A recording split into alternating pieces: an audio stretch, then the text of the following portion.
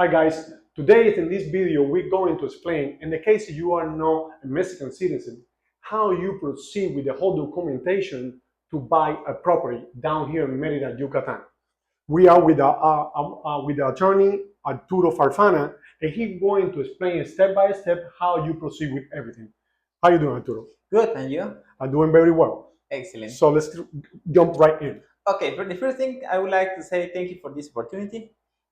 Okay, and now regarding to the question, if you are not a Mexican citizen, yes, it is possible to buy a property. The only difference is that you will require a trust, a fideicomiso in Spanish.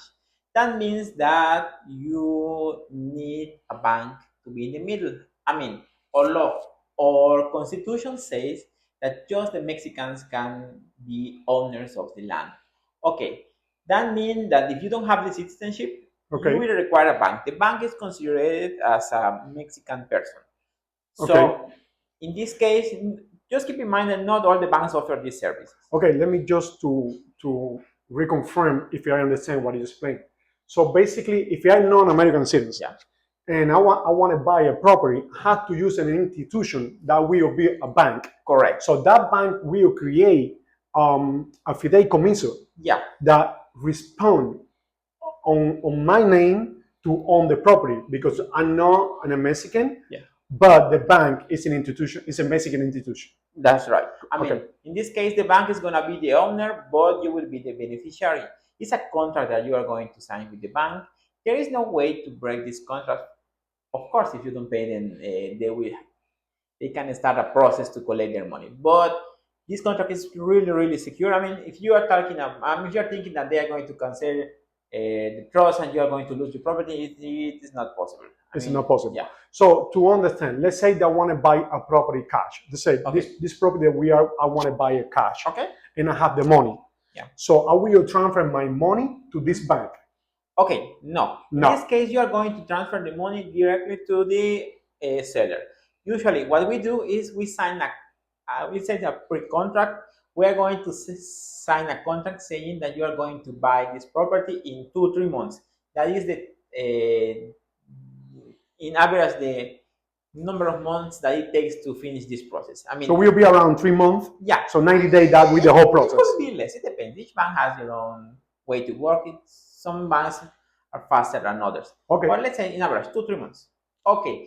In this case, what you are going to do is to pay just, usually they ask you for 10-20% of the price of the house. And after that, we can start the process. What we do is we ask for the documentation to the seller. We will ask you for some documentations, some papers, and they will, we are going to start the process with the bank. We need a permit. So that is the reason why it takes too long. I mean, okay. Yeah. So to understand, so when we start the process, what percentage the buyer has to put up front? It's an agreement that you have to reach with them. I mean, I repeat, usually it's 10-20%. So let's say I'm buying a property, $100,000 property. Okay. So I'm going to do 20% of that value. Yeah. So 20,000. And that money will be deposited on the bank. No, into the seller's bank. And trained to the seller bank. I mean, it's possible, but here we don't have an escrow account or something like that. Okay, it's not work like an escrow account. No, I mean, it's possible, but we have to use different legal resources because like escrow, we don't have it. Unfortunately, I would like to have it, but it's not the case. It's not the case. So basically, the bank, it will be in between me as a foreign person and the seller. Right. So I pay the seller signing a document that the bank own that property. And the bank will sign a document on my name that I'm the beneficiary of this property. That's right. I mean, the seller is going to say that he is transferring the property to the trust and you are the beneficiary of that trust. Okay. I understand that. So basically the bank will be in between you and the seller. So basically the bank, they're going to basically saying that they own the property, but you are the owner because you are the beneficiary of that property. That's right. That's how that correct. So it is possible if you are not an American citizen and you want to buy a property, that will be the route that and the procedure that you have to follow in order to buy a property like that. There are other options. I mean, you can create a corporation, but it is considered as a Mexican person, a corporation. But I do not recommend it because it requires, every month you have to inform to the government about your taxes. Even if you don't have an income, you have to inform them. I mean, you are accepting an obligation. So it's easier just to get your trust, and that's it. You don't have to worry about accountants. You don't have to worry about taxes. Okay. So is any way possible that that bank, let's say, run out of business and you lose that property? Okay, all the banks has different. I mean, the government has the control of what is happening with the banks. So to be a bank, it is not something easier. And all the banks has a policy with different insurance companies. I mean, when a bank, I'm not saying that it doesn't happen. It's possible, but you are not going to. I mean, when the bank is going to, let's say, what the bank usually do is when they don't have liquidity. Yeah. Enough What they do liquidity. is they transfer all their assets to other banks. Okay. So basically they sell that access to another bank. That's right. On an extreme case. Will be never change the beneficiary? No. I mean, the only way to change the beneficiary is if you say that you want to do it. I mean, you can transfer your rights to other person. Also, that's another important thing. When you are creating your trust, you can say who is going to be your beneficiary. If something happened to you, that person would be your beneficiary. I mean, you can say your wife, your kids. That's correct. I mean, even they are non-American citizens. It doesn't matter. It doesn't matter. Yeah. The only thing that you need is an ID. That's it. Okay. You are backed up by the government. Yeah. Law. Okay. If, for example, if you say, okay, I want, if my first beneficiary is going to be my wife, it's possible. And if something happened to me and my wife, the second beneficiary is going to be my son. It's possible. Okay. I mean, so you can have an order. Okay, you can have that order. You like can that. have it, or you can put an order. So the whole process, let's say that I want to buy it today. The whole process is going to take 90 days, 3 months, more or less. It's, in numbers. Yeah, guys, if you want to buy, you are ready to buy a property down here in Mérida. The whole process will be how we just explained, and it's going to take you to own that property or to enjoy that property around between 90 days, 3 months, 90 days. So that will be more or less the whole process. Okay. To be honest, it is not a complicated process. I mean, you need some experience to do it. I mean, you cannot say, I'm going to do it on my own, because you will have a hard time trying to understand. Especially even if you speak Spanish, okay? Because it is not something that is common. Probably, I mean, if you are not into this area, no, the lawman has to do the law. Yeah, it's very simple like that. You have to you have to trust the lawman to run the law. If you want to go and trying to do and you own, always it's almost in my experience, it's almost impossible because you go into his too many walls. Yeah, I mean, you need some contracts. I mean, okay, after you getting the permit, the next step is you need to go with a notary.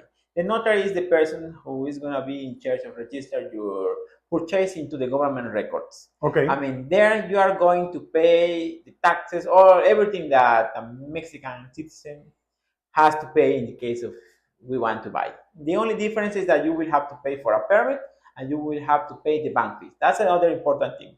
Guys, keep in mind, every year they will charge you. Let's say in average, every year they will charge you an administration fee that is about $500, including taxes. So after I own the property, every year I'm going to be paying around 500, like let's say 10,000 Mexican. That's right. Pesos. Actually, usually it is in the contract. They include the fee, and it is calculated in US dollars. Okay, so it will be around 500 yearly. Yeah. Okay. Let me see another question that I can have for that. What percentage, when you do the whole process with the bank, I buy, let's say, $100,000 property. How much I have to pay the bank for that? Okay, the bank, their fee is always the same. Okay. Their fee are, usually I like to work with the bank. The name is MIFEL. But in average, I can say, I mean, I've been working with different banks and I can give you an amount in general. Let's say, okay, they are going to charge you about 28,000 pesos, 1,400 dollars in average to get the permit. Okay. In average, okay. After that, you will have to pay two fees: the administration fee, okay, the yearly fee in advance, and also they are going to charge you just one time the it's a fee that they charge you to accept to be your bank.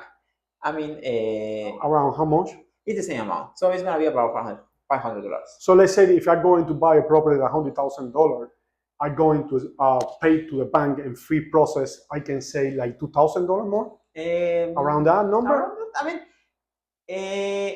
after that, you must include. I mean, you have to think about the taxes because this is another important thing. One thing is the bank, the permit, their fees. Another thing is gonna be the taxes that I have to pay when I buy. Also, we have to pay the notary fees, and there's another things that we have to pay. I mean, in general, we can talk about 5 or 6% of the value of the property that I'm going to pay in the whole taxes, in the whole doing the whole process. Yeah, it's just to have an idea how much I'm going to pay. Around 5,000 above the 100,000. You have to be. So, guys, if you buy a property, if the property is more expensive than that amount, it can increase. Yeah, I mean, it's a 5% of the total amount, more or less. Correct. The way to calculate the taxes usually depends on the city and the area where the property is located. If you're going to buy a house here in Mérida, you're going to pay about 2.5% as a purchase tax. It could be 3.5. It depends on the area. If you are going to buy a house in Concal, it's another city, you're going to pay 3.5%. Is higher in Concal, than here in Center? Yeah, each city has their own rate to. Yeah. Well, guys, just to you have an idea, it could be around 5% of the cost of your property, but every city and every bank run with different rate. So you have to keep that in mind. That you have to set some money on the side to pay all the process to you on that property. And more or less, you can give it like a rough number how much you will charge, and depend on any case, more or less. Okay, I'm gonna give you an example. For a house that you are the price is about 3 million, you are going to pay about. This is Mexican peso, 3 million Mexican pesos. That is about 250,000 pesos. That is going to be about 12,500 dollars. That will be you. I mean, not my fee. In total. In total, yeah. My fee is always the same. In my case, it's 21,500 pesos. That will be like 1,000 and change. Yeah. Okay. So you have to be ready for that, guys. Always when you're going to buy a property, you have size expenses. It could be 5% of the value of the property, and also you have to include the cost of the attorney. Okay? So I hope you guys enjoyed this video, and it's a lot of information, and I see you guys in the next video.